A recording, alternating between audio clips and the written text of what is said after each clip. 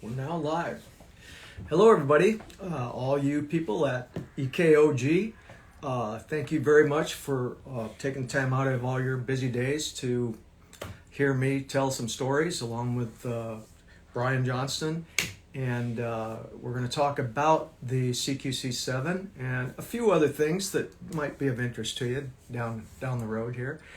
But as many of you might know, this is the 25th / silver anniversary of the CQC-7 knife, the Emerson CQC-7. Some people are like, well, wait a minute, that doesn't add up because Benchmade was making it, for a couple of years and all that. And what happened was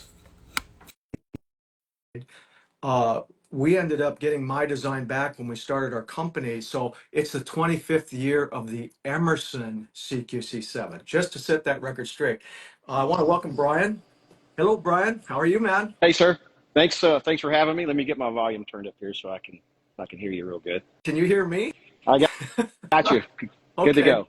Sorry to interrupt. No, you're not interrupting. I was waiting for you. We saw your notice that you were ready, so let's tie into it. I must say, Brian, I believe has probably the most extensive collection and knowledge, exceeding mine for sure, about the history and the story of the CQC-7. So I just want to introduce you to those who might not know why it's you and I talking about this.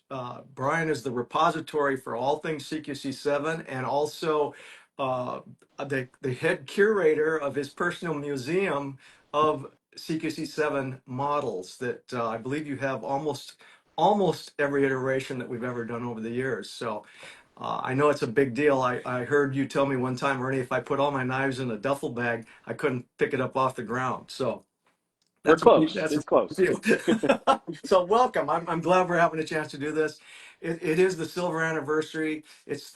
We're designating it the year of the 7. So we're real happy about it and very excited. And I hope all you who are out there listening are as excited as we are about this because we're going to try and make it a big deal for the CQC-7 this year. So go ahead, Brian, if there's anything you want to.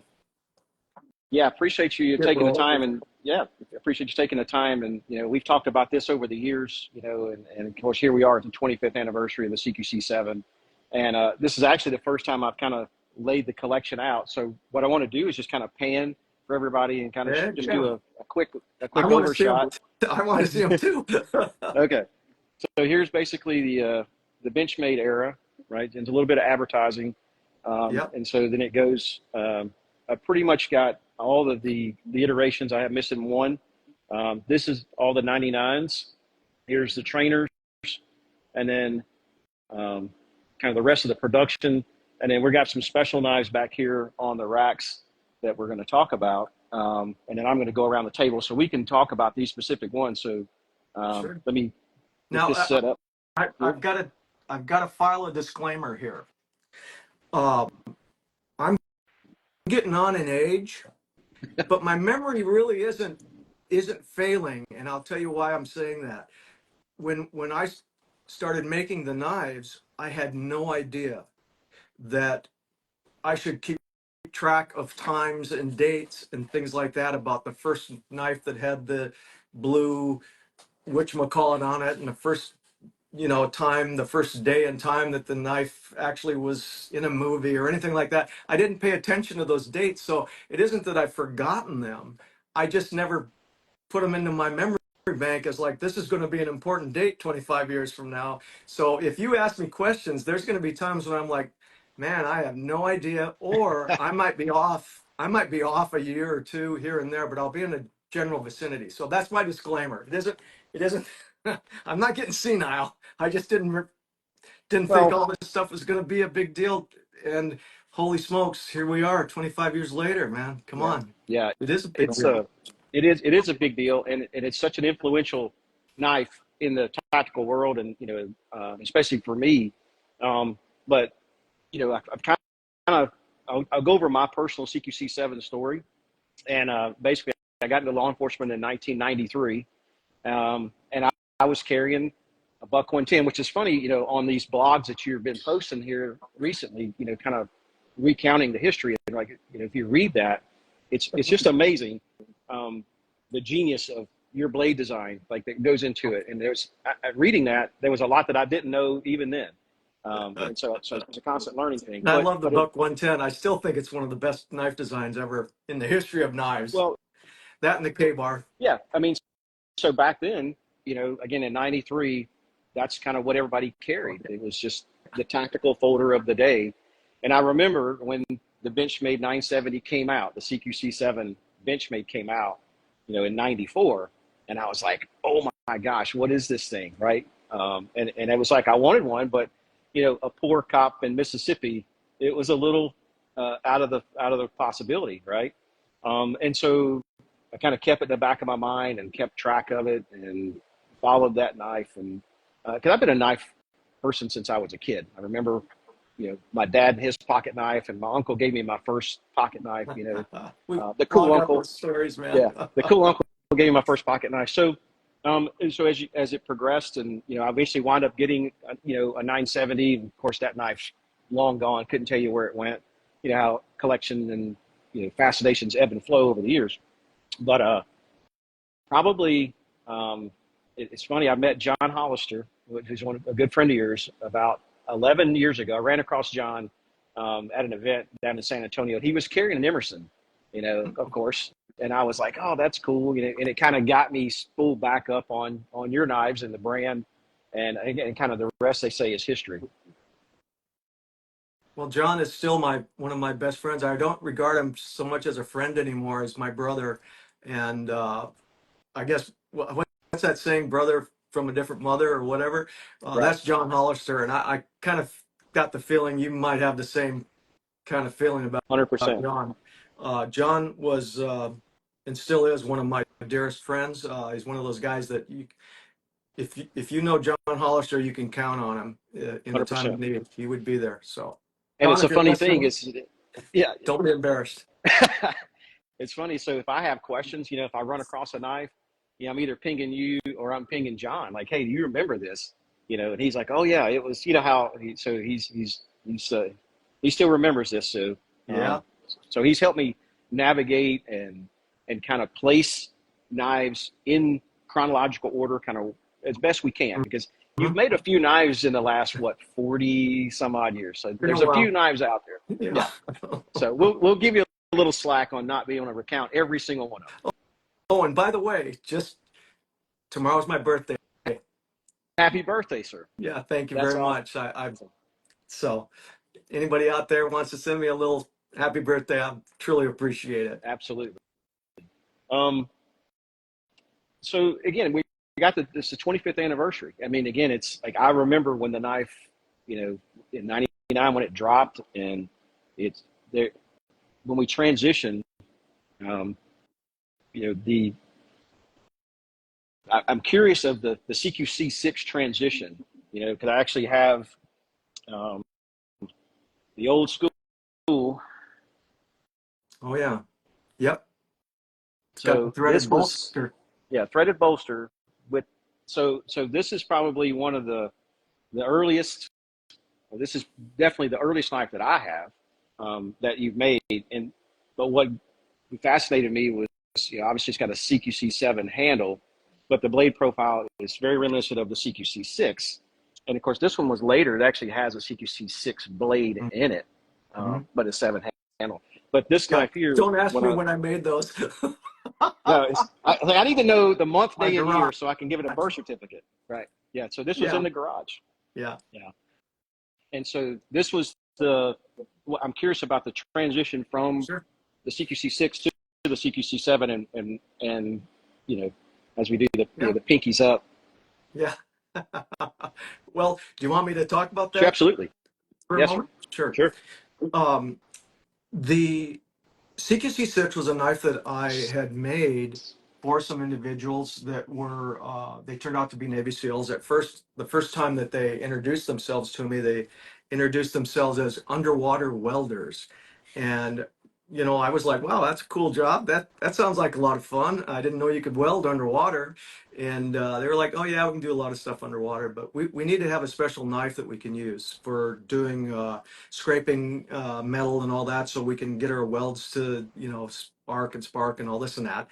And so I thought I was making some knives for some underwater welders, and honest, you they could have been guys that you'd be standing next to at a rock concert. They had long hair, beards, the whole nine yards. And I was like, okay. Comes down the road a ways, and after they kind of got to know me for a little while, the way it was defined to me was the guy said, "We decided you're good wood, so we're going to be honest with you, and we're from a special unit, et cetera, et cetera, United States Navy, and all of that." And that started me on the my affiliation with the Navy. And at that point, they had a need for a knife, or want for a knife that had certain characteristics. And just was at that time, Brian, the Buck 110 was basically the knife you could buy. Everything other than that was a what I'd call a cheap dime store knife that was made in Pakistan, and you couldn't use it for basically anything. Uh, so it wasn't like Spyderco was out there, and I mean, they may have been started, and some of the other companies, of course, Gerber and some of the other companies were out there making knives, but there was nothing that was really designed for real hard use. And that was one of the prerequisites that they defined to me. It was like, these are going to get beat to hell. I mean, we're in a marine environment, and we're going to be using them for everything that a knife should not be used for. So what do we do? Could you help us with this? And I said, well, I can give it my best shot. And so this could be a real long story. I'm going to kind of jump ahead a few things, but they they had actually been in touch with a gentleman named Phil Hartsfield, who was a very, very a, a dynamic knife maker who made, in my opinion, some of the sharpest knives that have ever been produced. And he used a chisel grind. And they used some of his knives all over the world. These guys had been buying them from Phil. And Phil's really a guy who would never, he was one of those guys you could tell secrets to, and you know that it's going to stay a secret. So he didn't brag on it, and he didn't promote it or anything like that. But they told me, about Phil. I met Phil and found out that the reason that they had contacted me was Phil didn't make folding knives, but they wanted to have the chisel type grind and a Tonto type blade and things like that in there. And so I called Phil, and we talked about it, and he said, well, you know what, if I don't make folders, he goes, so, we got to keep these guys, we got to give them what they need, because, they're not playing games. And he said, so go ahead, I go ahead and use the chisel grind. And he said, and Ernie, Phil was a great guy. He was uh, a guy that some people didn't like, because they thought just because he wasn't a bragger and a talker and all that, they thought he was a little standoffish. He wasn't that at all. He was a very warm guy. Uh, he wasn't, he told me one time, he goes, Ernie, I don't join any of the clubs or go to any of the meetings. He goes, I just love making knives, and I try and do it the best I can and all that. And he told me, he said, Ernie, a lot of guys have tried making these chisel grinds and using the style that I make and all that, but uh, you're the first guy ever that ever called me and asked for permission to do so. And I was like, well, Phil, I mean, I wouldn't have done it if I didn't Yep. get your permission. And so anyway, that's part of the story. So fast forwarding with that, they wanted a knife that had certain size, certain length, and I realized then that they weren't just underwater using the knife. It was during all 24/7 when you're deployed, and also when you are, doing reconnaissance work or undercover work or anything like that. So that's why they wanted a folder. It wasn't that, oh, we want a super folder that we can drive through steel drums and all of this and that. They wanted a folding knife that they could use in any kind of situation that they were likely to encounter. And so we went through several different iterations, and about the sixth one, we kind of hit it, and they said, this is the knife we want. And so we called it the CQC-6. But at the same time, at that time, I did realize who I was working with, and they were also from SEAL Team 6, which, prior to that point, not many people in the civilian sector even knew there was a SEAL Team 6 that existed, because that was still, pretty much closed door session, if you will. And Dick Marcinko had not, he was not the commander of SEAL Team 6 at the time. He, he might have been in jail at the time. I don't know. Yeah. If you haven't But read the we books, you'll became, know. Yeah, but yeah, we became really good friends subsequent to that sure. through all these other contacts. But anyway, so CQC-6 was born, and it enjoyed quite a ride with the guys. And then I got a call one day from a SEAL commander who was down at it was like a modern warfare convention, if you will. I don't know all the acronyms and names for them, but they'll get together. It's the same type of thing where they'll get all the new jet planes and all the latest armament and everything together, and then people from all over the world, or militaries all over the world, can come and see the latest, greatest stuff, et cetera, et cetera. Well, this was on a little bit smaller scale. It was a United States military convention for vendors that wanted to promote, their latest, doorbusters and different types of gear and all this and that. And one of the guys called me from the floor of the convention and said, Ernie, we keep seeing this damn knife all over hell. We would like to know that we'd be able to purchase this in small unit quantities, 40 to 50 knives at a time, over an ongoing basis. And I said, man, I don't, I'm a guy making them in my garage, like those threaded bolsters knives. I said, there's no way. Are you kidding? I'd love to. If there was any way on earth I could do this, I'd love to do it, but I just can't. And he said, well, let me make a couple phone calls. And quite frankly, they had been buying some knives from Benchmade prior to that and using them. And so they had a connection there. And so 2 days later, I got a phone call from Benchmade, and they said, "Ernie, we'd like to make this knife that we've been hearing about. We've had some people request it and stuff. We'd like to know if you'd like to let us, make this design. That's called, I think they called it the CQ6 or the C6 or something like that." And I said, "Yeah, it's a CQC6, and sure, let's talk about it." So they flew me up to Portland and all that, and I said, look, guys, I got to be honest with you. I'm not going to let you make my CQC-6. I have a knife that is as good. Uh, I can't say better or worse. That's a personal opinion by the user. But I said, I think it might be as good or better than the CQC-6 because it's got few little features that I designed into it now that are a little bit better in the hand and under hard use and all that. And I said, it's a CQC-7. And they said, no, we want the CQC-6. And I said, I can't give you the CQC-6. That's my flagship knife. That's me in a knife. And I said, I can't do that. They said, okay, well, let's do the CQC-7.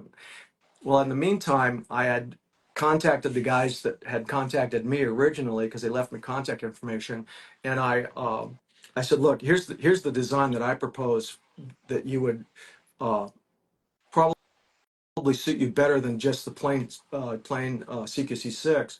And so they said, yeah, that looks like a knife we could use. So I think they called Benchmade and kind of coaxed them into helping make that decision to do the CQC-6. So, and as I've always said, and I'm very proud of it, but it's a fact that there would not be an Emerson Knives knife company if it wasn't for the U.S. Navy SEALs and their support and their behind the scenes, I guess, machinations or whatever that they were doing in the background for me without even my knowledge to help promote my company and promote myself and to get these designs going. So anyway, Benchmade was like, okay, we'll go with the CQC-7.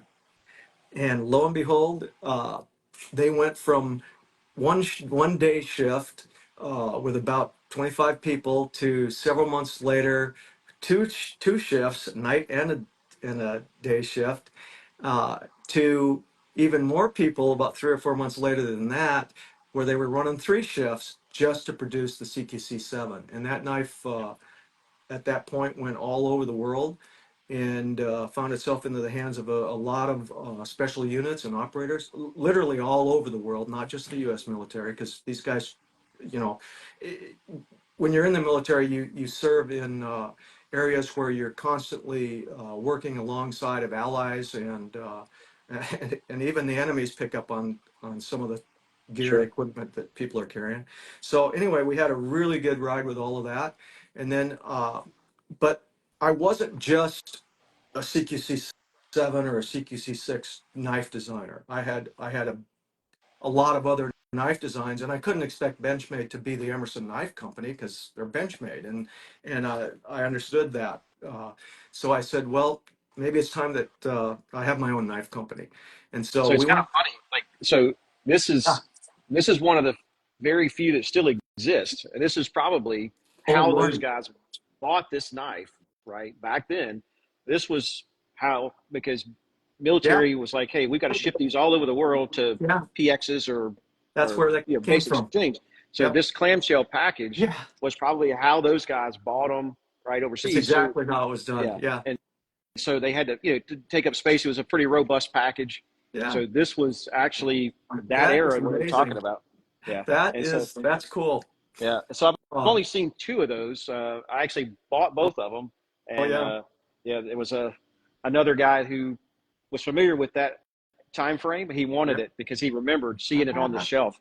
Um, and so, Wow, that's news to me. yeah, so I've got, like, talking about the Benchmade era, right? Yeah. So you've seen, you know, and I kind of went down that rabbit hole. And again, that was kind of my first love with the CQC-7. So the Benchmade era is where that design went mainstream, and it kind of got it out to the common guy that could see it and have access Mhm, to it. mhm. So I agree, Yeah. that was that pivotal point, right, in the model. Well, it was And so now it's it like, was a pivotal point for me.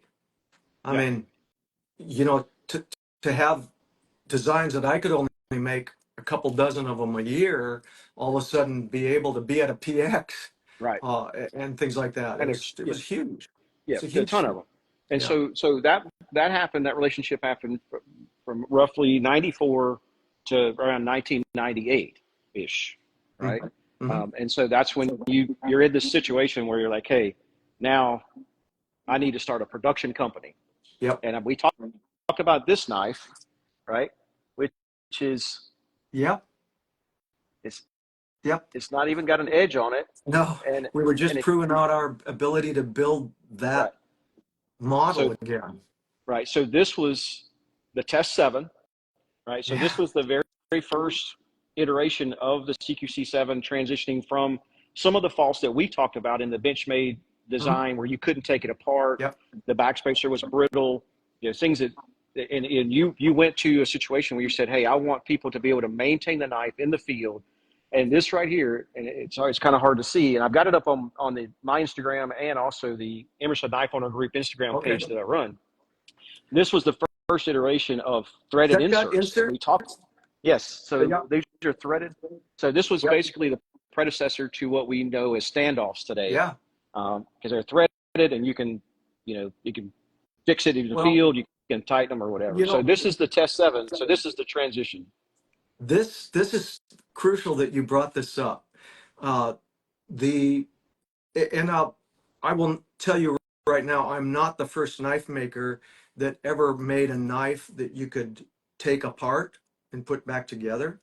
But we were basically the first company to make a knife that you could take apart and put back together. Prior to that, everything was put together with rivets, or like Benchmade, if you took the knife apart, you voided the warranty. That there were some Yeah. things. I don't want to get into all Sure. Yeah. the negative parts of it because it's all good. This is fun. Uh, but there were improvements that needed to be made. Now, this is an interesting point because people that make tactical knives, a lot of them that would say, "Hey, I'm a tactical knife maker" and all that, they didn't understand exactly what made a knife a tactical knife. The thing that really truly defined, besides the design and the use of hard materials that could withstand any kind of environment that you might put it into. All of those things factor into it. But the key was that you needed to have a knife that you could take apart, replace broken parts, upgrade, modify if you wanted to. And we totally jumped into that because I was a gun guy, and I was in love with everything that you could do with either 1911s or the ARs and all of those different guns that were out there. Uh, Everyone can take a gun apart. I can strip a gun down to its every single piece that goes into that gun. No one was doing that with knives, but the key to the tactical knife was the fact that no matter what, you had to be able to take it apart and put it back together for cleaning, for maintenance, whatever the reason may be. And I think a lot of knife makers made knives, painted them black, and made them sexy looking, but they didn't understand that no matter what the design was, if you can't take it apart and put it back together, it's not a tactical knife. And That's an that was interesting something that, point. yeah, Yeah, that's a great point because, like I said, it's it goes even back to Henry Ford days where hey, this part breaks, you got another one that's milled and you can just plug it yeah, in. And guns are the same way. So yep. now we're to transition between that knife, or yeah, you didn't even call it a knife. It's like it's just a test, right? It was just a Just a rough, prototype test. Yep. prototype, which is Yeah. probably one of the most significant knives in my collection, and I love to have That's, it. I think Danny's sitting here next to Oh, me. He's good. been with us through the whole ride. Uh, I think we only made one or maybe even two of those ever. I only know of the one. I only know of that one. That's the Well, only one that I've ever, like, unless I got something in a dusty box somewhere underneath the bench. That's it. well, it's in good company. We'll leave it here in good company. How's that? So now we're at Yeah. so now we're in 1999, right? Which is what we're celebrating is Yeah. 99, and it just it took off. That's all I can say. And so they come out, and one of the things I found interesting in the catalog, um, which is this is the original 1999 catalog. Um, and so whose hand is this, right? So it's that, Yeah. and I thought it was really interesting That's because my this arm. design is designed to pierce and thrust, right? Yeah. And that. But when I was looking at through the catalog, and one of the hardest knives that for me to find was one with a plain edge, because you had to order it that way because everything came with serrations. So one of the things I want to ask you about the 99 is I've looked at different variations. So I've got one of the earliest ones, and I can look at I look at trends and patterns, and again talking to people. If you look at the hardware and this kind of stuff, there's one. It's got slotted screws. So this is probably the earliest one that I have that I can kind of date in the first production, like the Mhm. first run. Yep. Slotted screws, slotted screw in the disc. Um, just kind of there's some indications that, and also no serial number or trademark logo on the blade. And so as I see these 99s Yeah. evolve, it's like, okay, I got to put the trademark logo on it. I want to serialize them. But one of the big questions that we always get is, were the 99s hand ground? A lot of them were until we got our grinders going, uh, because I needed to get the knives out and get them out to the public, so to speak. And we were in our infancy. If you recall, the first knives that our company produced were called the Ravens. 97. Mm-hmm. Yeah. If those, and again, it was the same story with those. A lot of them were hand ground because we didn't have grinders at the time to grind our knives. So we were having to ship them all the way up to some place in Colorado to get those early knives ground. But at the same time, I was in actually a tough shed out in my back of the house because my wife didn't like all the dust that I was producing when I was grinding and that. So I was grinding Ravens and it led up to the sevens and everything by hand just to get those knives out. Now, no, not all of them were hand Okay. ground, but Yeah. a good portion of them were. And then we got our grinders, and then the production became went into pretty much full swing. Uh, and so one of the things you brought up, Ryan, I think that's also an interesting point is people say, oh, why don't you use torque screws and why don't you use the whatever type of socket heads, cap screws, and stuff like that. I also wanted everybody to be able to address the needs of that knife with simple tools. In fact, when I started out, I really wanted you to be able to go to Home Depot and buy screws and parts for it.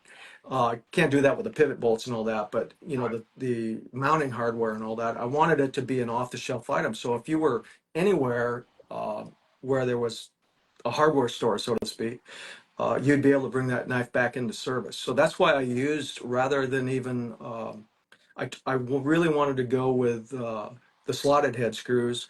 I like the way they look because of guns. You don't see a lot of Phillips heads and stuff on that. So I was heavily influenced by the gun, by my history with guns and the way that I viewed their construction and everything.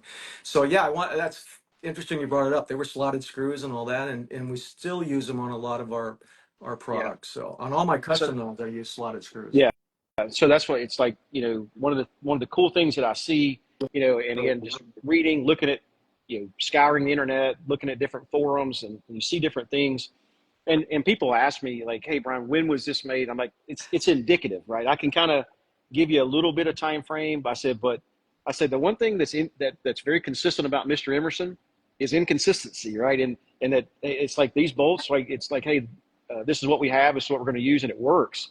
And that's the one thing that I really love about your knives is they just work.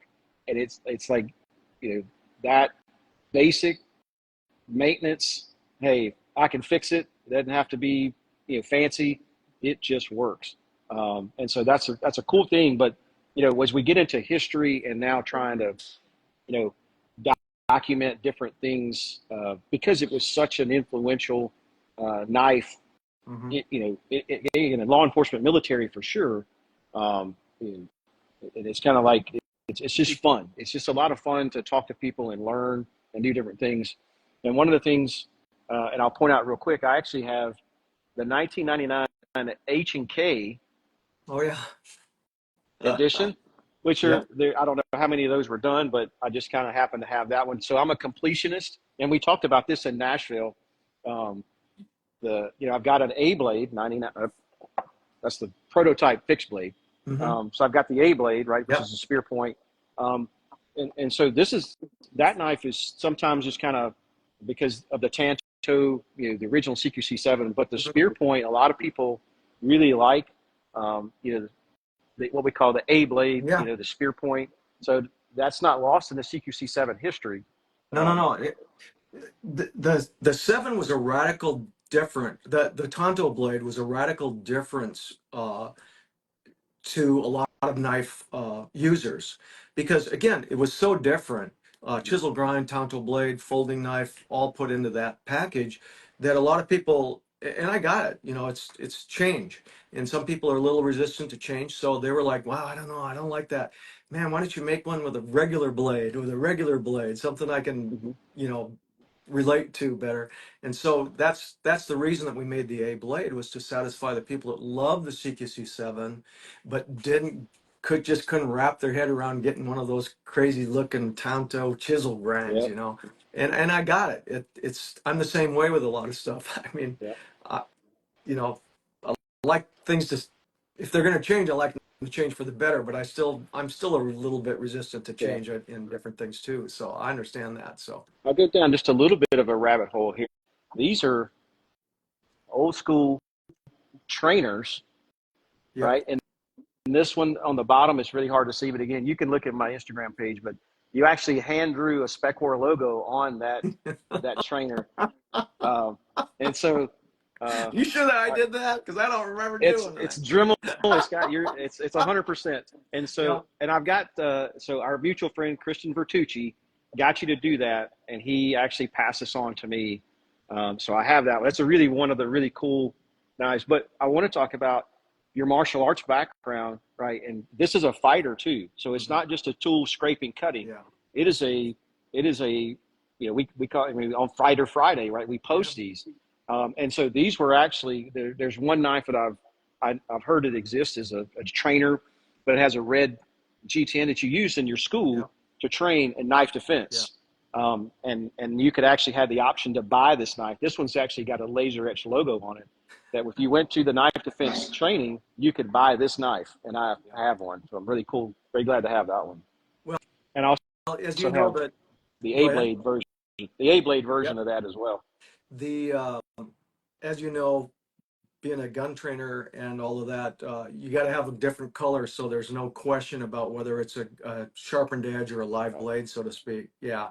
And we played with either red or blue. I think we used red because we had a lot of red G10 available at the time.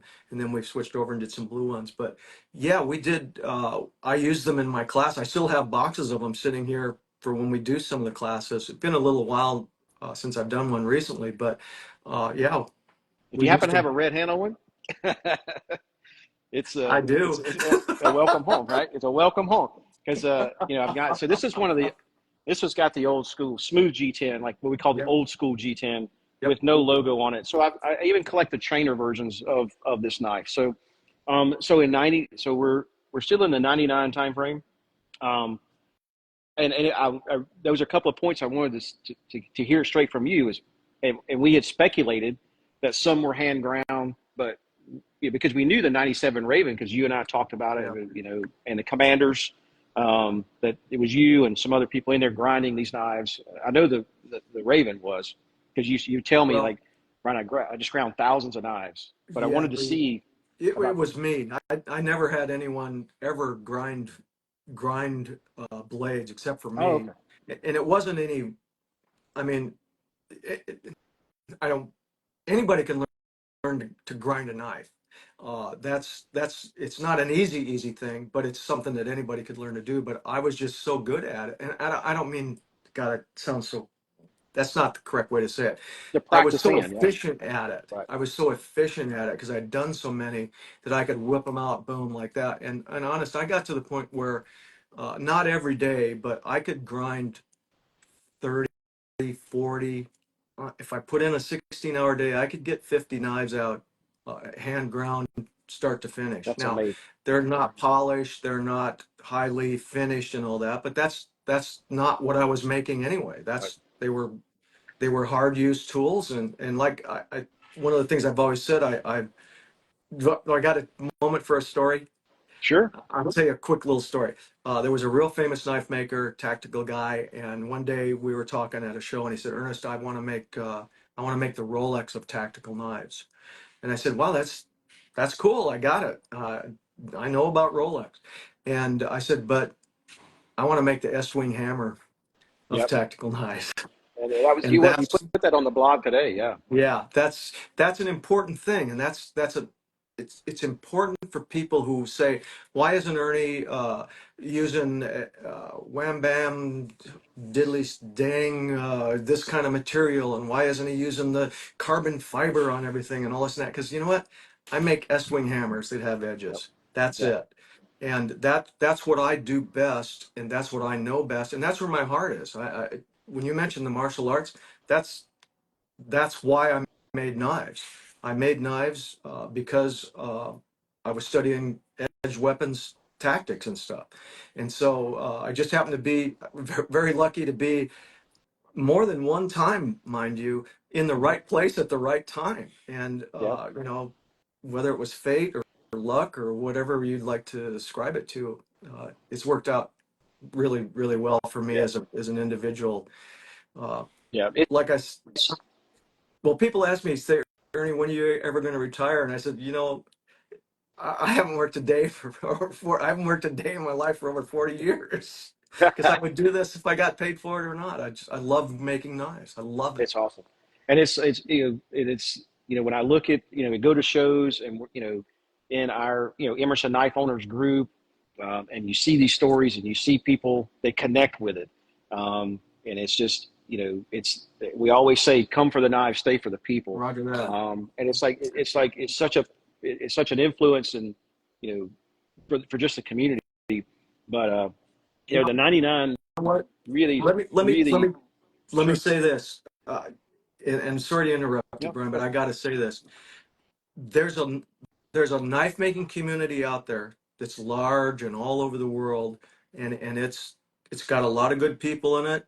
It's got some people I wouldn't be sitting at a bar drinking a beer with them, but I'm telling you right now, our organizations, whether it's the Knife Owners Group, the ECA, the people that come to the shows and are with us all the time, we have the best. We have the best people. The USN, all those people, those are the best. Those are salt of the earth people. And I thank God every single day that those are the kind of people that have gathered around what I do. And you're in that, you're one It's, of them. So, you so know, it we is have the just best group. amazing. I remember I was at my first USN gathering, and people, people knew about the collection, and it was starting to build. I really had. I've only really been hardcore collecting. I would say hardcore, if you want to call it that, but kind of focused collecting.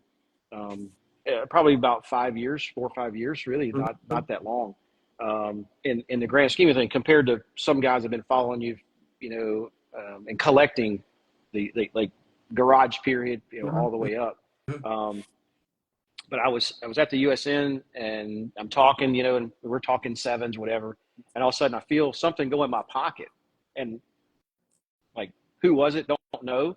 And all of a sudden I think it was a tactical elements version or something, like somebody slipped a CQC-7 in my pocket, and I still don't know who it was, right? Are you And it's just kidding? that community. No Yep. way. That It just, it that's just an awesome happens. story. And and I think everybody in our group has those stories.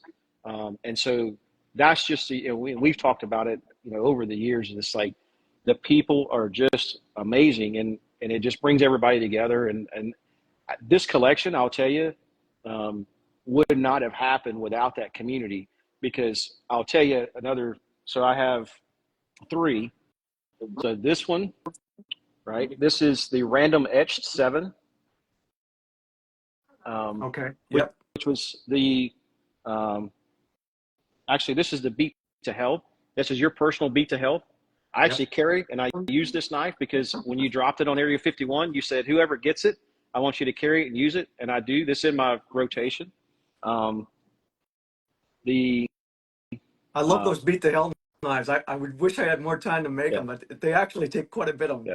effort to get them. So this is the random etched, and so this is the Oh one yeah, I remember that. that Yep. that Mrs. Emerson says, nope, I want that one. So I'm calling this one of her personal knives. Yep. Um, and then, I've got the beat up old 970 that you carried for a Yep. while. So I've got those, those knives that are good pieces. And it's just that, um, it's just an iconic piece, and it's a great piece to have in the collection.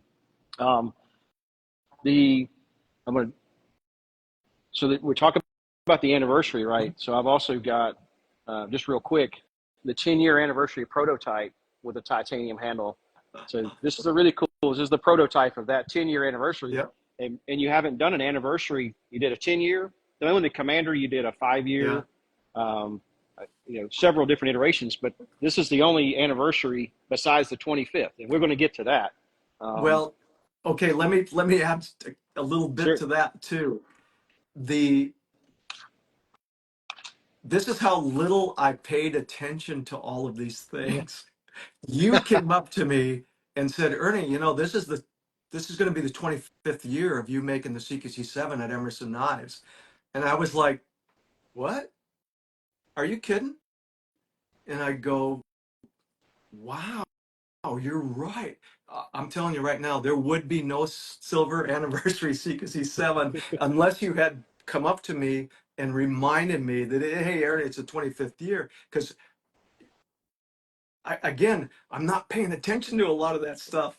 And Right. thank goodness you did, because this is going to be a fun year. We got some stuff to talk about Yeah. here before we're through with the Yeah, for 725s. sure. But Yeah. go ahead. Yeah. But And that's it was only because of you that we've got the silver anniversary even happening. hey, I'll take credit for it. So, one of the things that I wanted to point, let me go back. So I want to Yeah. go from 99 to 2000. Okay. So waves. So the 99 was obviously a waveless version. So I have two knives from 2000 that have a wave on it,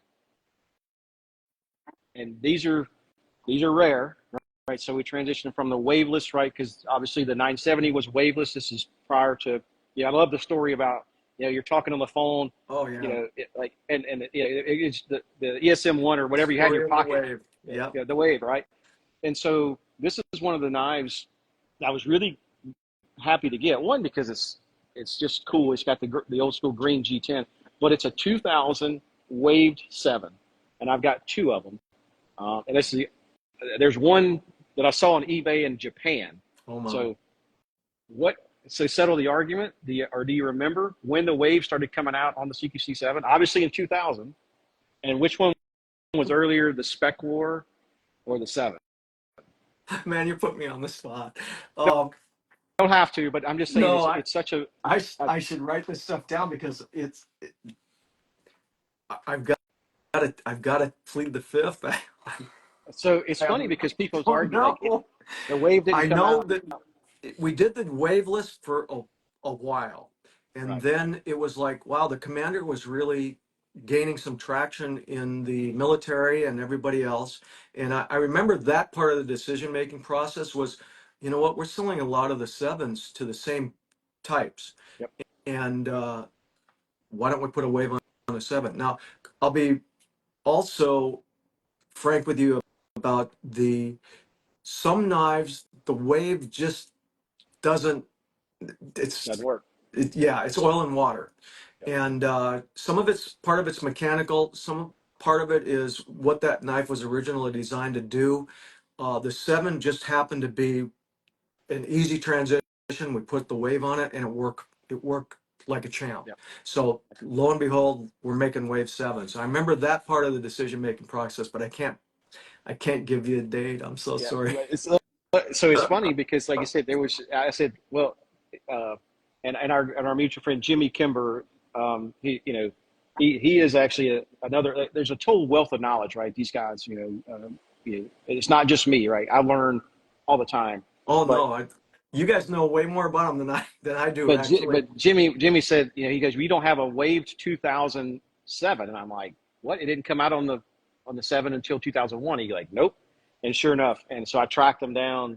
Again, mutual friends. The community says, hey, Brian, here's a 2000 dated CQC-7 with a wave, and these are the only ones that I've seen. Again, there's one on eBay that I saw, but Mhm. it's just super rare because I look at a lot of sevens.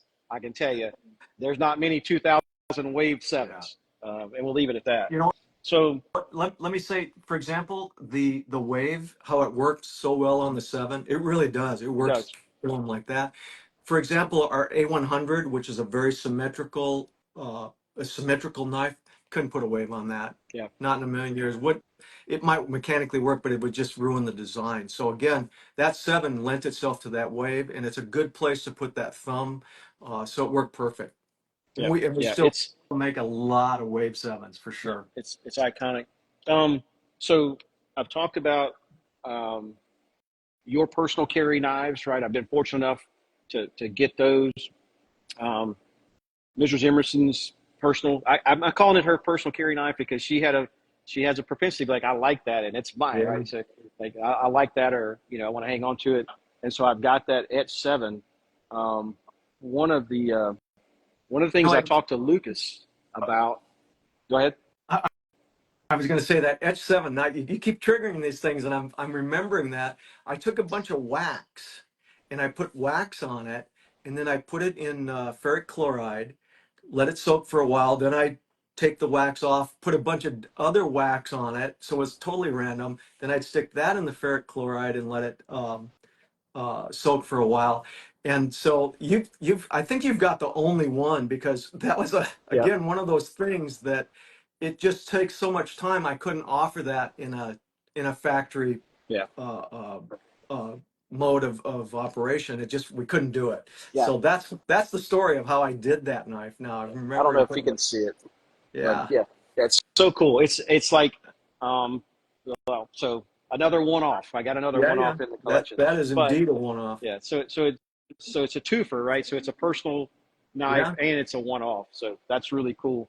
And the other thing too, I noticed about your Beat to Hell 7, um, I went. This is just how kind of geeky I am. So bear with me. I looked and it's actually got an old dated logo underneath it. So it looks like you you put the Beat to Hell finish on an old blade Yeah. and then re-lasered it over the top and sharpened That's it. exactly And so this what we is did.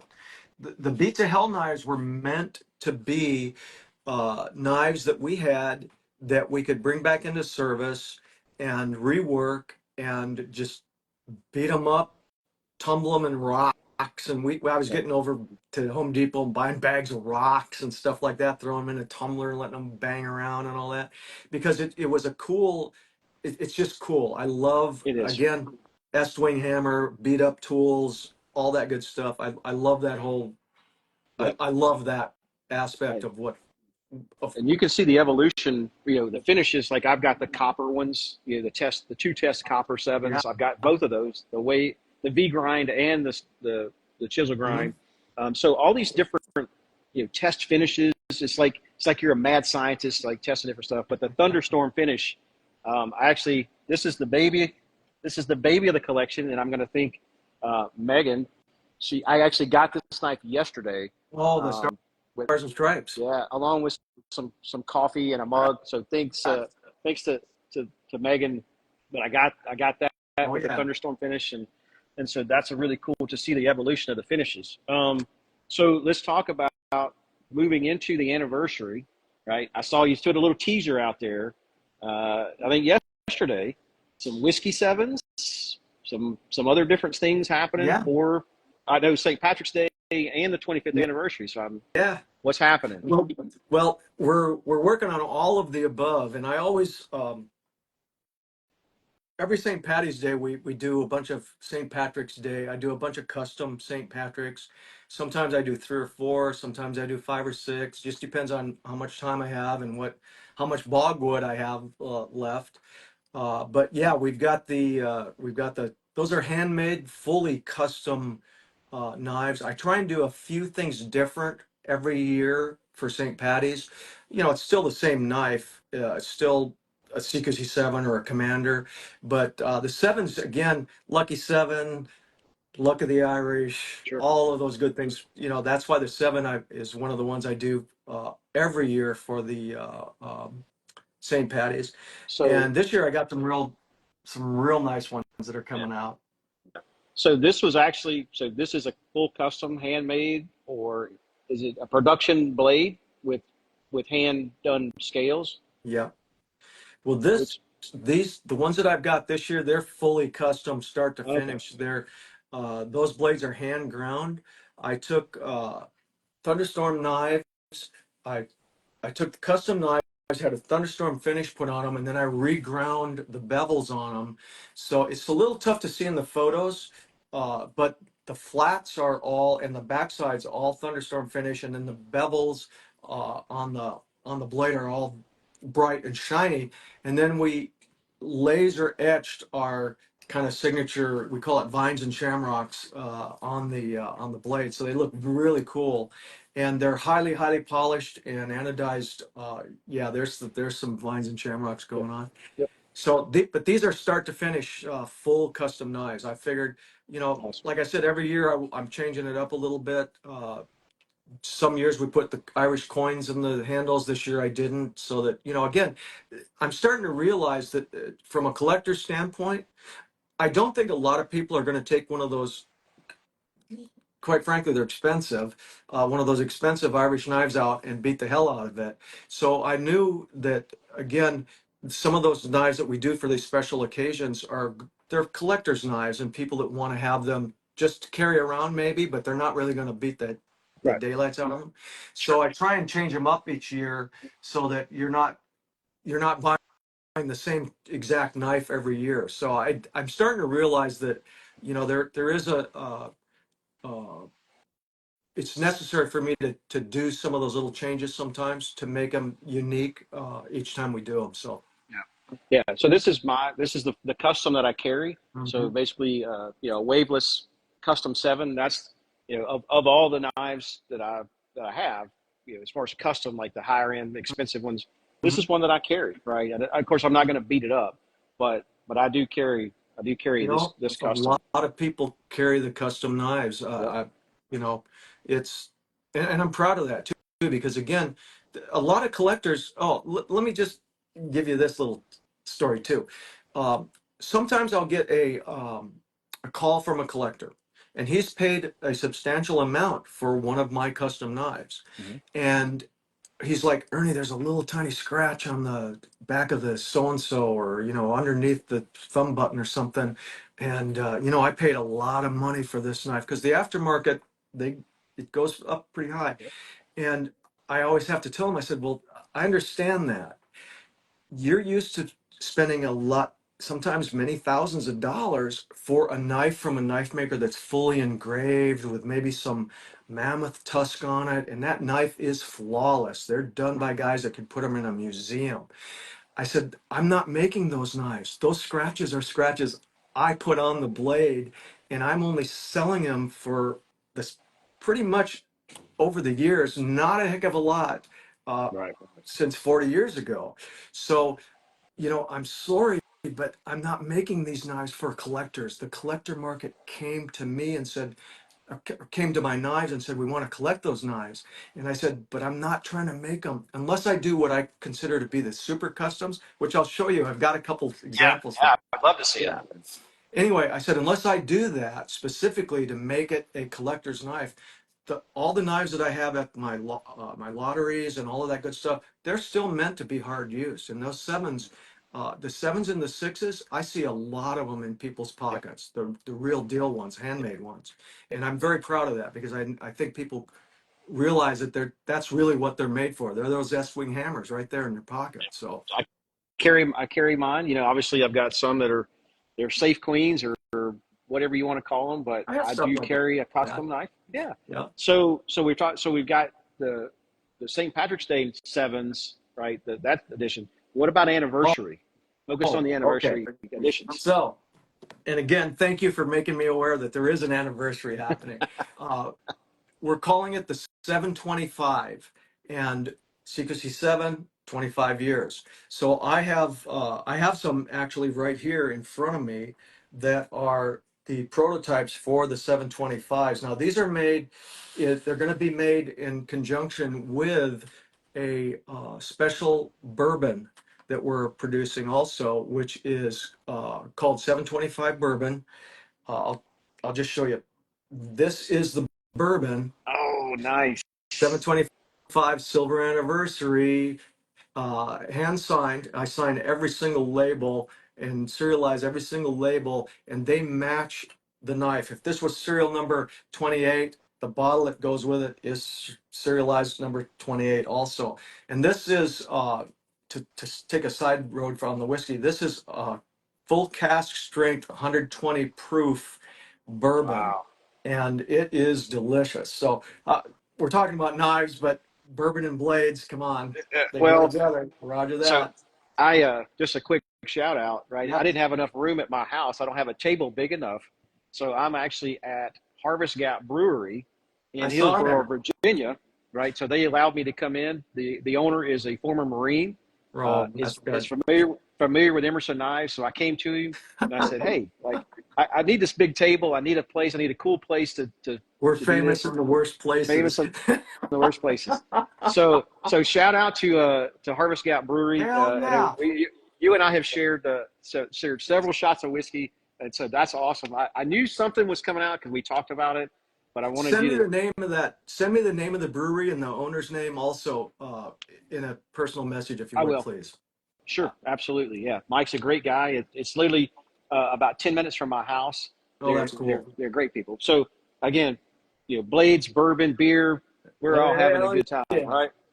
So here's that knife. Now these are made with the barrel staves from the origin barrels and everything. And the first 25 they're all hand ground, handmade. They've got since this is silver edition, 725 silver anniversary, These are highly, highly polished titanium fittings and liners, start to finish. And the knives they are really, Do you want my credit card now, or they're beautiful. Yeah. We're gonna have those available, coming up, as soon as we get them done. Awesome. And it's been a labor of love. I God, they're so pretty. But anyway, here's the special of that 725 edition. I've got three of them. These don't have blades in them yet. They're also sitting here with me. Uh, but this one I put together to have today to show. These have, again, the 725 on the handle, and these are sterling silver bolsters. So this knife is made with sterling silver bolsters, highly polished and anodized titanium fittings, all Beautiful. around, fully hand ground blade, and it really is this is really an absolutely stunning knife. Those three we're going to put up for auction, because they're so special and so rare. So those will go up for auction, but the handmade custom ones that are going to go with the bottles, the first 25 will be available to purchase, not on an auction basis, but just through the website. Similar to what you did with the whiskey knives and the OBS knives. So that's awesome. Absolutely exact repeat. Just this year's this Fantastic. batch is the 725 silver anniversary edition. So Fantastic. So I yeah. know, again, we talked about this at Nashville, and you were just kind of brainstorming. We were spitballing it. So, no, so a production like the Raven, maybe, hopefully. I'll just say that. Like the Raven, the 25th anniversary Ravens were just awesome because it had, we talked about the oval disc. You remember, like Mm-hmm. you drew out kind of, Yeah. there was an urban legend about you hand ground all those thumb discs, and you're like, no. So you shot that down. But so um, the old school iconic CQC-7 99. Yep. Just leave it out there. Um, Okay. so I mean, it's just such a cool knife. And again, for me, one of the things that I think I posted it in like a Facebook, like I actually have a CQC-7 focused Facebook group just for CQC-7s, because I wanted people to come out, and show, post pictures of some of these knives that maybe I've never seen or anything like that, and to kind of talk about the influence of, and I've got a counterfeit one, right? There's counterfeits just to show just how prevalent the design is and how popular it is. Overseas There's a lot of them. yeah, and so like I got one just because it was like it's a part of the CQC-7 history to me. But Like I mean, having a I don't see many. or you've got every variant But yeah. I don't know. I mean, I've got a lot of them, but I still see, different. Somebody will post. That's why I wanted to, in these groups, the ECA is something that we really talked a lot about. The Collectors Association, and there's several of us that we talked about, being a resource for Emerson Knives as an association. We talk and say, hey, I've seen this, just like today, a guy posted a garage period CQC-6 threaded bolster, metal backspacer. We're like, we know about when that was made, because we've seen enough of your work where we can pretty much piece it together. And there's so many cool stories of I call them barn finds. People. It's amazing. I worked with a guy who found a Half Moon logo CQC-6 at a garage sale. Yeah, and I was like, dude, you need to go buy a lottery ticket right now. Yeah. It's awesome. So as we move, and we talked, I mentioned Lucas is carrying a CQC-7 on my behalf. I talked to him in Nashville. I got it. Nice. I had him get it. I said, Lucas, give me that knife. I got to show it. That's his CQC-7. It's plain Jane, non-waved. It's got a little bit of wear on it, and it's thunderstorm finish. And it's funny because I've got one in my pocket too. I kind of bounce around from time to time, but then I always go back to the I always end up going back to the CQC-7 because it's just a knife that that I like to carry, and I've carried serrated ones from time to time because I do know the value of serrations in an Mhm. emergency situation for cutting people out of seat belts and things like that. In fact, my wife actually cut a woman out of a seat belt in an overturned Jeep, and it was a funny situation. Funny, it was a uh, ironic situation in that it was just like in the movies. There was fuel dumping out Amazing. all around, and I ended up breaking the front windshield so that she could crawl in. She got cut up a little bit, but she got in there with a CQC-7 with serrations. And of course, the lady it was an elderly woman. She was suspended. She was awake and fully conscious, but she wasn't strong enough to get herself loose. And my wife took those serrations and just basically touched that seat belt. And I kind of propped her up. She came down and we dragged her out through that window. So serrations are a good thing. Buck 110 didn't have serrations. This, like I said, there's things that lock into your mind. I like the straight blades, but I do know the value of the serrations. Yep. So I always tell people, look, if you're going to carry a knife, chances are you're probably going to have to use it in an emergency way more likely than you're going to have to use it in some kind Absolutely. of altercation. Yeah. So Yeah. I think be one of the ready for worst those cuts I ever emergencies. got was from a serrated blade. One of the Oh worst yeah. cuts I ever got was from a serrated blade, and it just touched me and it just laid me Oh open. yeah.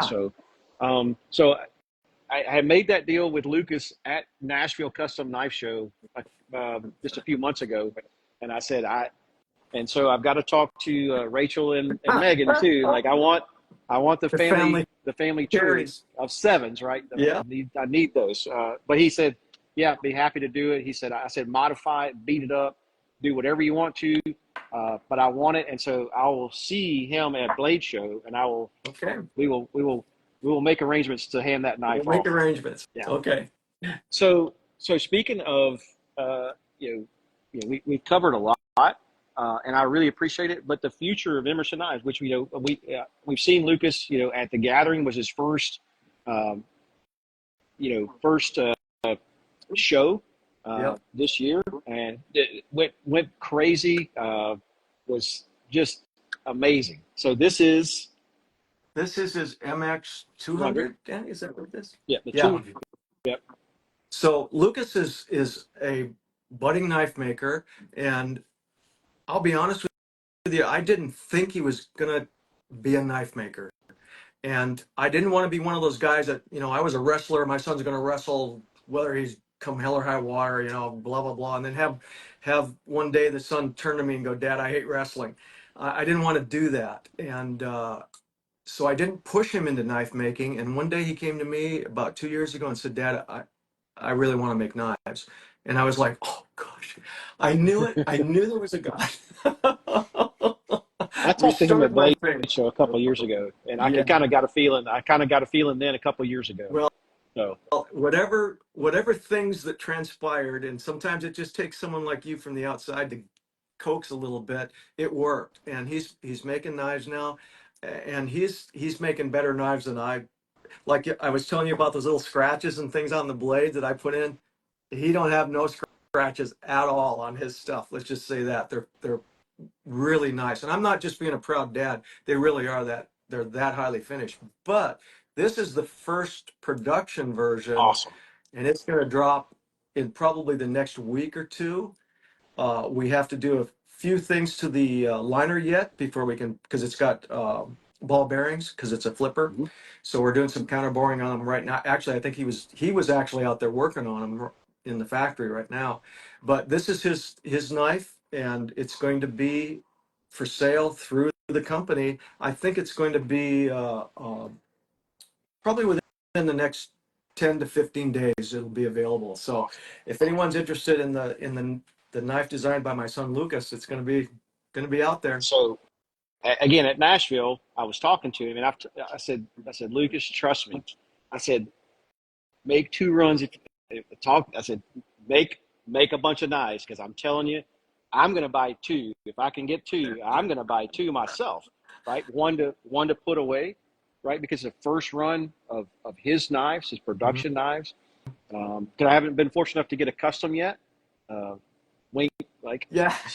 you know, like I'm still hoping, right? He's in But that it's just garage right. thing that I was in because he takes so much time making these So so I showed nice that him you one of the can't things pump them I, out.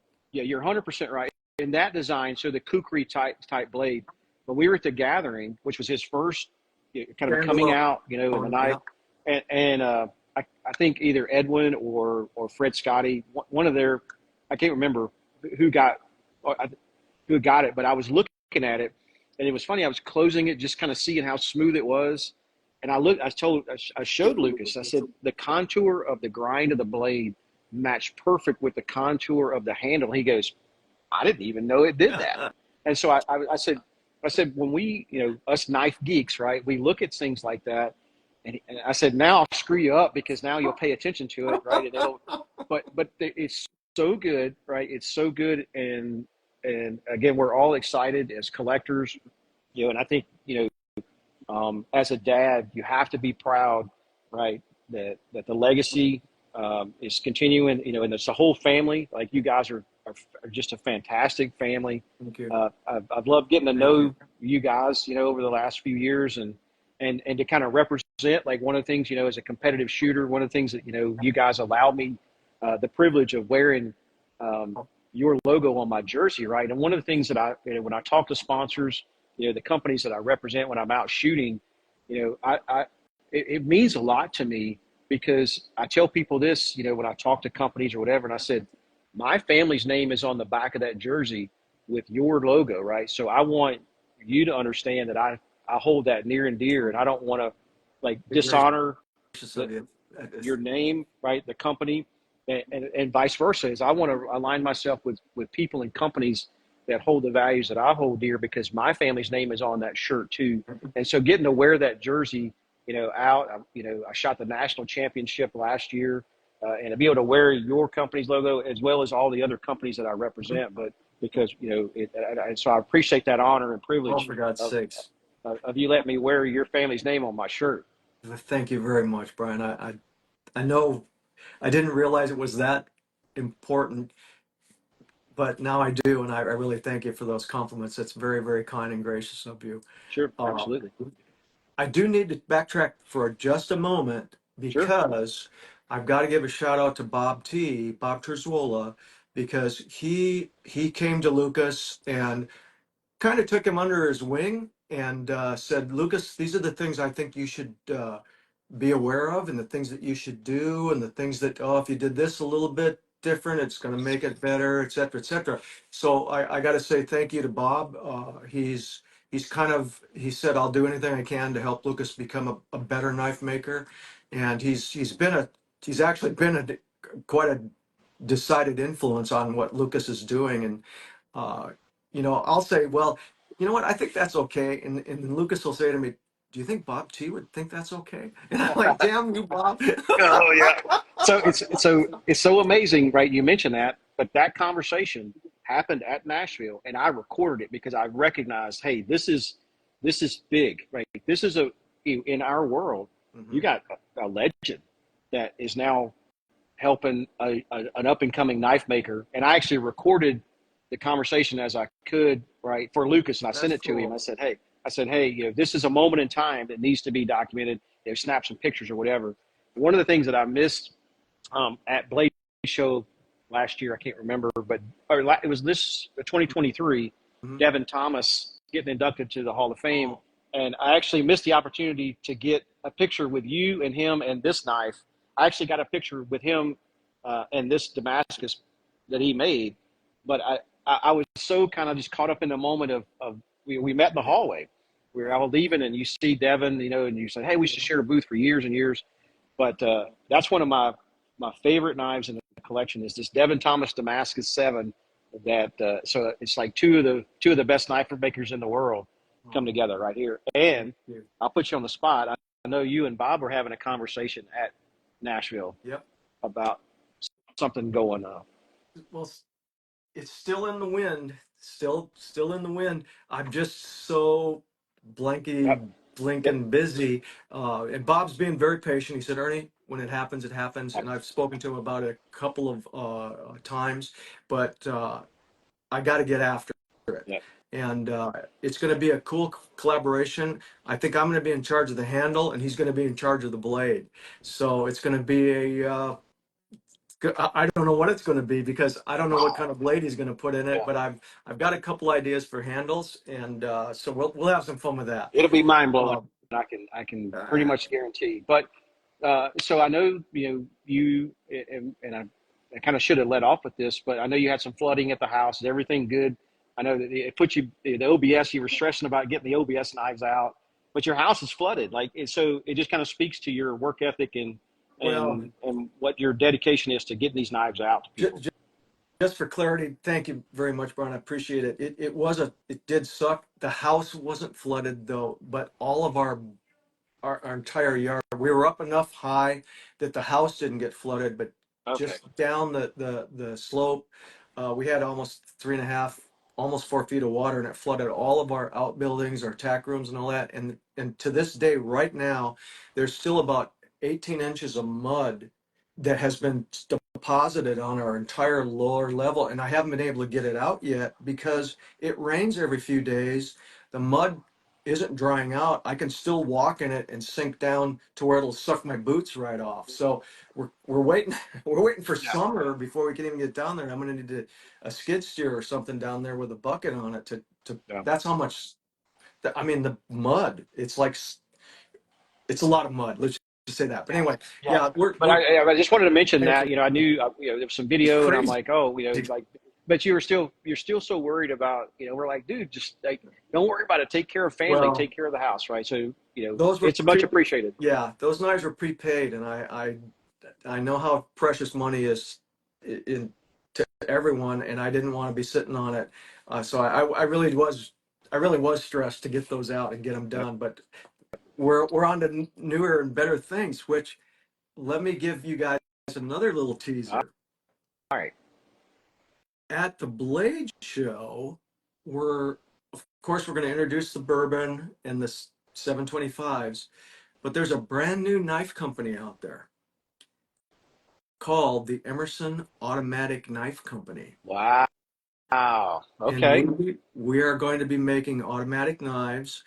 We secured a facility in Denver that we're in the middle of. We're getting it fully outfitted and everything. We're working up there. And for right now, it's just called the Bunker. And we are going Awesome. to produce the first 4 knives that we're going to introduce at the Blade Show. And these are, I'm doing what I think I do best. These are tactical automatic knives, tactical automatics, not fancy engraved ones, not you know not. They're a knife that I could drive a nail with the butt end of it, and I won't have to worry about what I did to the butt end of the knife. That's Awesome. my goal. There again, that S-twing hammer thing is exactly what's happening. And the first one we're doing is the first automatic Elvia. Then yeah, Wow. That's huge. That's huge. Ed thought it was. And then we're doing again. We're going to introduce the automatic karambit, Wow. and we're going to do. And this one I think is really going to also be a good Do you know knife. which The one I'm auto, hoping for? yeah, You the know which auto. one? Well, not yet. The Auto A100. Okay. That's one that I think is going to be a real nice one. And then I've got Yes. another model that's called the A1, which no one's ever seen yet.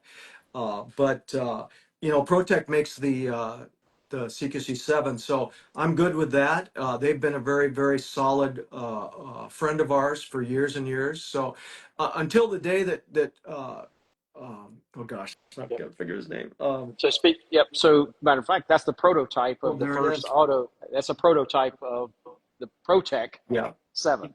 So very cool. And I was going to say is until Dave comes to me and says, "Hey, Ernie, we're done making the CQC-7. We're not going to okay. challenge that at all because he's spent a lot of time and money and effort and everything in promoting that automatic CQC-7, and they do a real fine job of it. So They do. yeah, so we're but we've got commanders and all kinds of other knives coming on down the road because I got a lot of designs, and That's so so the Emerson automatic cool. knives are going to debut down at the Blade Show in Atlanta this year. Come hell or high water, unless I have, unless I freeze up and and Yeah. can't do it. But Well, we're working real I hard. know, I know some of the guys, we've talked about, because obviously the USN gathering lost the venue. So we're like, hey, let's focus on the Blade Show, right? We're going to be there. Of course, I would be at both anyway. But Blade Show is going to be awesome. And I get to pick up a knife. I know I'm buying at least one knife, right off the bat. So the Lucas personal carry is going to be waiting for me there. Sir, yeah, I can't tell you how much I enjoyed this, and learning just kind of how different pieces fit in my collection, and it's just informative. Other guys, they love the CQC-7.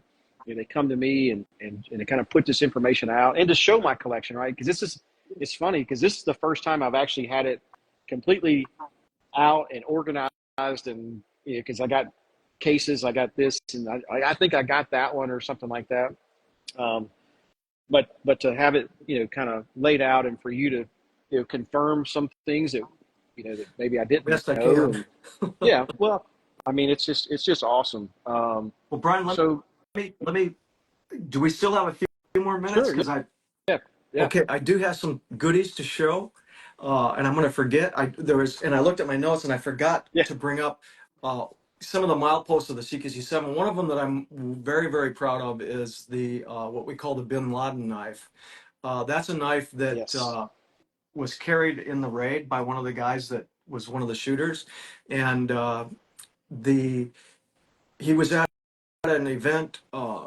It was called Wounded Wear, and it was for a company, I believe, that makes clothing for soldiers that have had catastrophic injuries where they would yeah. They lose take limbs and stuff. they take like parts of their uniform and Yeah, yeah, make hats they, or something out of it. Yeah, yeah, and they make clothing for the guys that. I mean, gotcha. Yep, where do you buy clothing that you don't have to tuck a sleeve under your shirt and stuff like that? got it. Yep. Okay. Uh, but that knife at the auction went, I think, for over $35,000. Yep. And in that regard, I believe it's probably the most valuable production knife in the history of cutlery, because it was just an off-the-shelf CQC-7. And lo and behold, it ended up going to the right place at the right time, and then ended up in an even better place when it was put up for auction. The kid who owned it, the gentleman, they're all kids to me now. Yeah. Well, I mean, so those guys. I mean, it's funny. The Navy SEALs. I mean, most of those guys are in their mid to late Yeah. 20s. I mean, I mean, you got some of the senior ranking guys are a little older, but for the most part, the SEAL teams. And it was funny. I was a SWAT team guy and all Yep. that. I remember this saying that these special operations teams or whatever, like she's a mistress because she's always going to leave you for a younger man, right? And so How true uh, that is. yeah, yeah. So these guys are young, right? You say kids, but this is Well, um, yeah, and it's funny you bring that up because these are some of the, being an athlete and doing a lot of the stuff that I did over the years, um, you have to maintain your athleticism or it starts at the edge kinds of, you know it about shooting. It's the same exact, the principles never change. right. Principles never ever change. You can plug in different subject matter. It's the same thing. You lay it down for a while, you start to lose that fine tuning.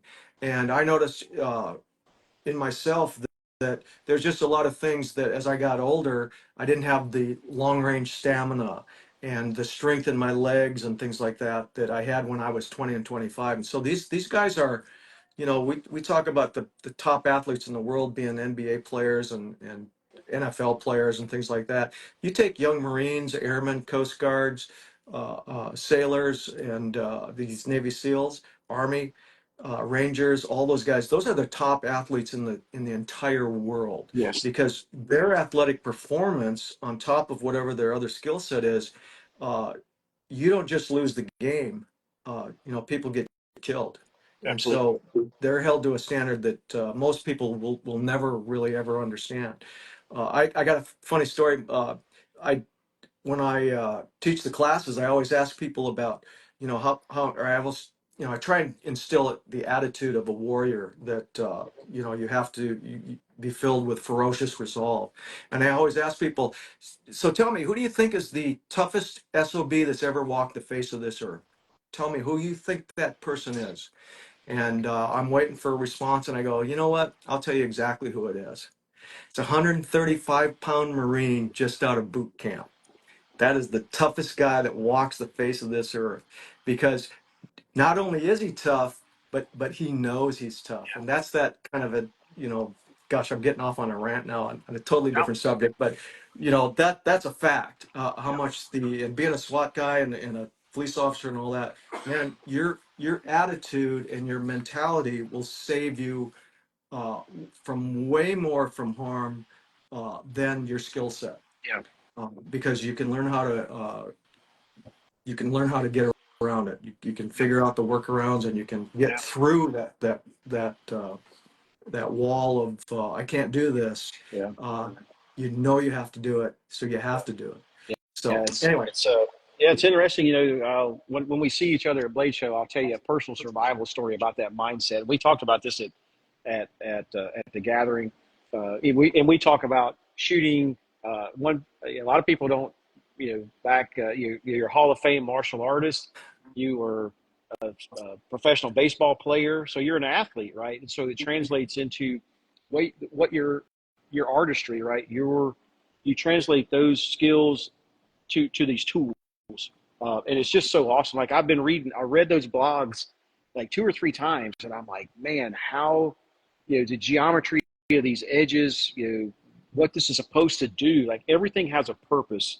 When you design this knife, right, the CQC-7, and that's kind of what I love, things that have they're practical, they're useful, they've saved many lives, which is something you've got to be proud of. To know that your design, your tools, the things that you and your family make have saved lives across the world. Well, okay. Go ahead and tell the story. I know what story you're going to talk about, but go ahead. Well, go no, ahead. I got to tell you this. The Dan Gable, and if you're someone of my age who was involved in wrestling and all that, you'll know who Dan Gable was. His resume would be 25 sheets long. He said, if something's useful, do it every day. If it's not useful, don't ever do it. And that's kind of the same attitude that in a life or death or combat situation or a confrontation or a fight or whatever, there's no room for stuff that doesn't work. Right. And that same mentality, I'm glad you brought that up, because that's also part of that tactical knife genre. Is if it doesn't work, it's not going on my knife ever. And that's why again, people say, why don't you put a hook in the back and a blah blah blah on a pin to break a window? I said, look, I can take one of my CQC-7s and I can go like that and bust a window with it without a window point breaker on it. So why do it? So anyway, again, that mentality. But you said, how does it feel? I'm going to show you something I put on the desk, and I'm glad you brought that up, because it's sitting here and I would have forgot all about it. This is just some of our what we call accolades that we've gotten, and I must say about 70 to 80% of them are all about the CQC-7, and how it's said. Oh yeah, here's the thing from Wounded Wear. That's for that knife. Amazing. But SEAL teams, etc. But I can't get into it. We're gonna publish a lot of these in the blog. But yeah, there's so many in there. Saved my life. Saved the guy who went down choking. We couldn't get the food out using the Heimlich. We had to do a trach on him and stuff like that. Or I ran into the room. The guy was hanging from a rope. Bam, cut the rope, etc., etc. All of those things. And then there's a lot of combat stories. Some of them I can put in the print. I remember you told some of them. me there was a sleeping bag story, right? I was the one I thought you were going to talk about. Well, but there's so many, and it's so fun, right? It's so fun to listen to these stories. They just keep coming. They keep coming. our mutual friend Edwin, right, who just chimed in, right? I remember Edwin told me a story. He was living Oh in Puerto yeah, Rico, right? yeah, And he used the CQC-7 to cut a seatbelt, right? He yeah. saw a wreck, or it was a flooding, Just and flooding. somebody so he used a CQC-7 to rescue, cut somebody out of out of a Yep. car seatbelt with a CQC-7. So there's just so many, and it's such a cool, iconic. Um, it it's a game changer, and man, I always love talking about it, right? Obviously, I'm a fan, Well, you and know so I I do. yeah, I appreciate your time. We covered a lot, and again, there's still more, and we're looking forward to celebrating the 25th anniversary, right? Because it's just such a cool knife. It's just Let such a me show cool you knife. some of our goodies. Let me Okay, show you some of the goodies. go ahead. Because I'm going to run out of the. I know people are probably getting a little impatient with like, how much longer can he talk about all this stuff? Oh, well, that's why I told somebody. I think I was talking to like, hey, when you and I get together, right? Hey, it could go off the rails. You never know. And I'm just going to go through these quick because this is a full black checkered handle, black bladed CQC-7. Oh my gosh. Those are people love those knives. Whew. I grabbed these out of the safe. They've been sitting in these boxes. Hold on. Let me find a. This is a super custom full dress CQC-7 with pearl handles, and the lighting in here is not good for showcasing it, but that's a beautiful, beautiful Wow. piece of pearl on there, with a satin finish titanium bolster. This is what we call the corrugated bolster CQC-7, which I made for a friend of mine named Grizz, I, which is that's another life-saving story, which maybe we'll do this again and yeah. we'll talk about some of those types Yeah. of stories. Let's But we'll have a story yeah, time. Let's do a yeah, story time with Uncle Ernie. there you go. This was what they call a corrugated. I don't know if you can see it, but there's a series of ridges that run this way on this blade, and I Didn't actually did it you? by accident, and then I looked at it and said, "Wow, that's a pretty cool finish for a bolster." I don't know if you can see it. So I believe that did you do one for uh, for your wife at CQC 6 Yes, that's got that's that similar finish? yes, and I think my friend Grizz. Now, again, some of these stories, Yeah. too many blows to the head over the Yeah. years. I get confused about stuff. I think that Grizz, Sean Coulter, talked her out of that knife because he had to have it, and Yeah. I think he gave it to his wife at their wedding ceremony. And So there's another cool. backstory to this whole thing. The CQC-7 actually saved Sean Coulter's son's life, and I'll, you know what? I'll tell the story. We got a Sure. minute, right? Yeah. Yeah, Sean was a very dear friend of mine. He had two sons. They were twins. One joined the army, became a ranger, was deployed right to Afghanistan right after 9/11. They were up in Tora Bora, and they were in the cave complex where bin Laden had his headquarters after he became a wanted man, so to speak, uh, when he had to go underground. And so the Rangers were up there and they were clearing these tunnels, and they thought they had cleared everything out of this one area. And so he set his M4 down and was looking around or something and looked up, and there was a guy with an AK who just popped up. He had the turban on. He was Taliban. Popped up with the AK, and so Sean's son just reactively went like this and grabbed underneath the barrel, the end of the barrel of the AK while it was racking off rounds, and it went right over the top of his head. He reached in, pulled out a CQC-7, which Sean, if you knew Sean, he's kind of an obsessive guy. He made his son practice pulling that knife out with the wave, pulling it out with the wave, pulling it out with the wave before he ever deployed over to Afghanistan and all that. So he reached down, pulled that knife out, and he said he jammed it forward.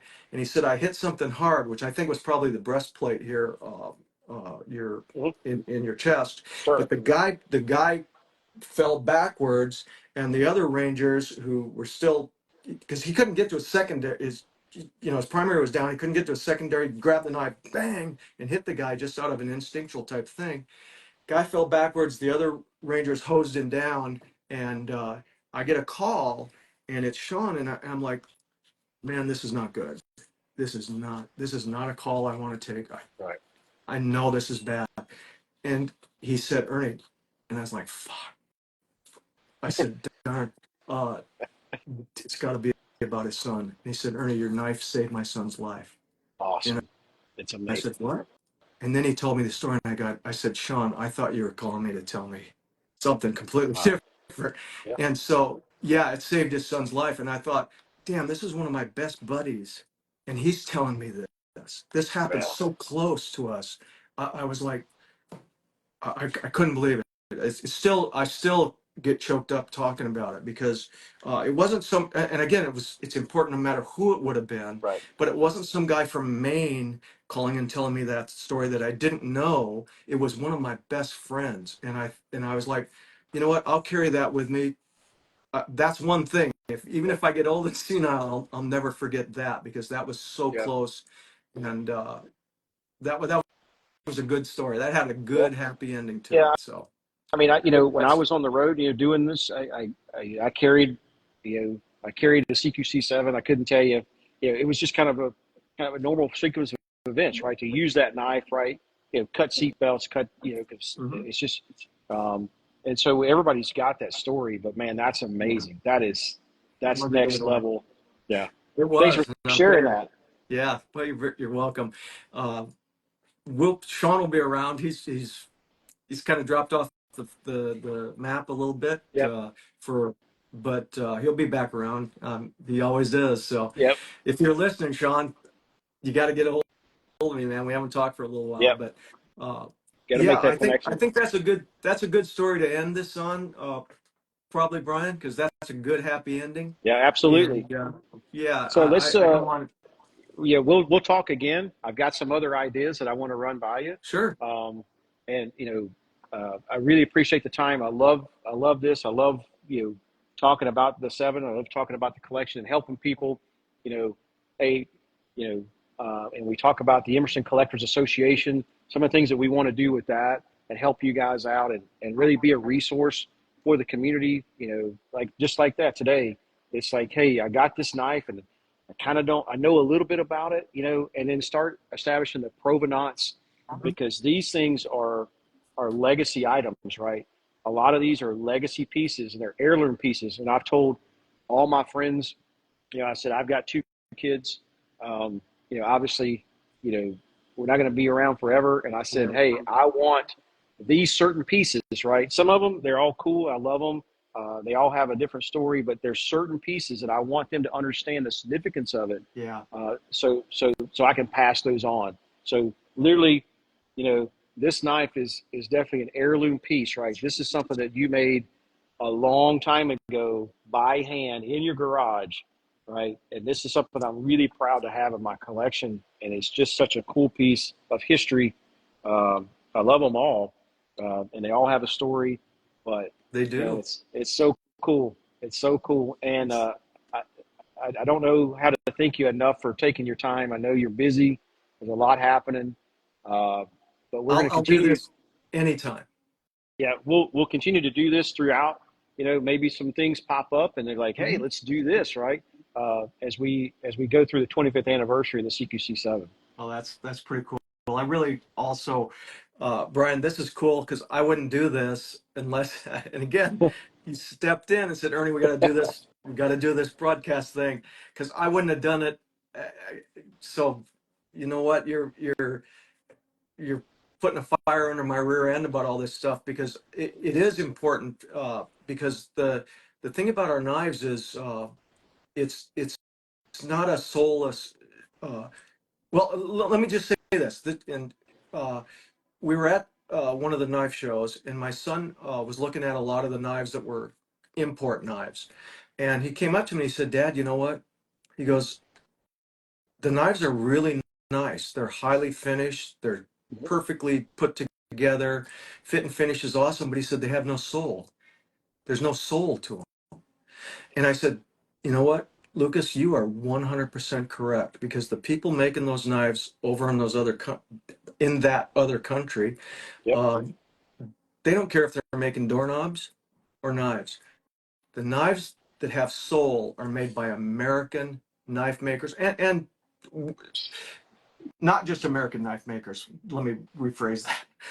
They're made by knife makers, people that actually make knives, people that own a company because they are a knife person, not somebody who said, "Oh, I think I'm going to figure out a way to make a lot of money, so I think we can break into the knife market." Yep. They don't care if they're making chairs or doorknobs or whatever. And when he said that about they have no soul, man, was he ever on it. So when you talk about, what the CQC-7 has, it's got my soul in it. Yep. And I'm so proud of that, because again, the thing that makes me so happy is other people actually see that Yep. and they feel it.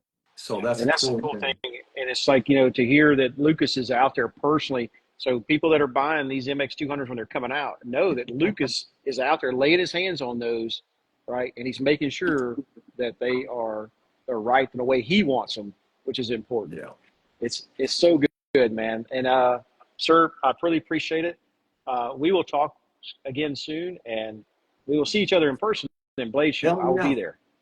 I all of these kudos and all these comments, if you look, you were speaking about the blog, you mentioned that a couple times. If people that are out there, if you go to our website, on the top bar of the website, it says something like story of the CQC-7 or year of the Yep. 7. That's where those blogs are that you've been talking about, Brian. But we're going to put a bunch of these testimonials and things up there over the next few weeks or so also. So keep your eye open for that. And you'll see some more stories that aren't me rambling on. They're actually from the people who actually had these things happen to them. So So check cool. that out It's for so sure. cool. And coffee table book. We talked about it for years and years and years. I've got a bunch of those in here too. We're Yep. The working about that. CQC-7 Keep talking story. about that. So Cool, we'll man. get together and we'll do some cool stuff. You got it. Thank you again, Awesome. Brian. Thank you to everybody at the EKOG. You guys have no idea how important it is to have people like you in our camp.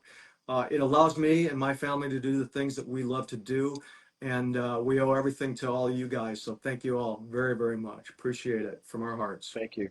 Thank you, guys. Be safe. You too. Bye-bye. See ya.